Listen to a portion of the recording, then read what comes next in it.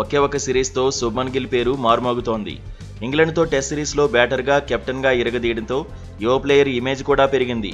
3 ఫార్మాట్లోనూ కెప్టెన్గా ఉండాల్సినోడంటూ చర్చ జరుగుతోంది. టెస్టులకు రోహిత్ శర్మ గుడ్ బై చెప్పగానే లాంగ్ ఫార్మాట్లో భారత జట్టును నడిపించే అవకాశాన్ని శుభ్మన్ గిల్ దక్కించుకున్నాడు. వన్డేల్లో ఆల్రెడీ వైస్ కెప్టెన్గా ఉన్నాడు. వన్డేల్లో బ్యాటర్గాను దూకుడు మీదే ఉన్నాడు.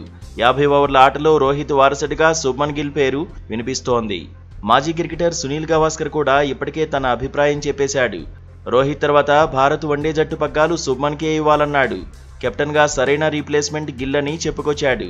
అయితే ఇప్పుడు టీ20 జట్టు కూడా శుభ్మన్ కెప్టెన్ కావచ్చనే చర్చ మొదలైంది.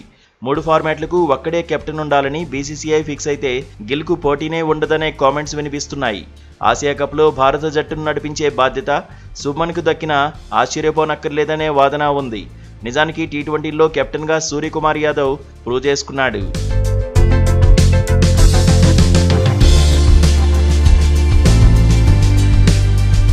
వచ్చే టీ20 వరల్డ్ కప్ వరకు స్కై కెప్టెన్గానే కొనసాగుతాడనే అంచనాలు ఉన్నాయి. సూర్య కెప్టెన్సీలో భారత్ గెలుపు శాతం కూడా మెరుగ్గానే ఉంది. కానీ ఐపీఎల్ తర్వాత సూర్యకు సరైన మ్యాచ్ ప్రాక్టీస్ లేదు. ముంబై లీగ్లో ఆడినా ఆ తర్వాత స్పోర్ట్స్ హెర్నియాకు శస్త్రచికిత్స చేయించుకున్నాడు.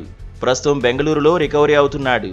వచ్చే నెలలో జరిగే ఆసియా కప్ వరకు ఫిట్నెస్ సాధిస్తాడా లేదా అనే అనుమానాలు ఉన్నాయి. ఆసియా కప్కు ముందు నిరూపించుకోవాలంటే డొమెస్టిక్ టోర్నీల్లో ఆడొచ్చు. కానీ దులీప్ ట్రోఫీకి ఎంపిక చేసిన జట్టులో సూర్యకుమార్ పేరు కనిపించడం లేదు.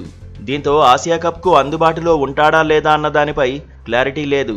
సూర్యకుమార్ యాదవ్ బరిలో దిగకపోతే మాత్రం మరో కెప్టెన్ను సెలెక్టర్లు ఎంపిక చేయాల్సిందే. రేసులో శుభ్మన్ గిల్, హార్దిక్ పాండ్యా పేర్లు వినిపిస్తున్నాయి. గత సిరీస్లో అక్షర్ పటేల్ వైస్ కెప్టెన్గా సేవలందించాడు. మళ్లీ వైస్ కెప్టెన్గానే బరిలో దిగొచ్చు.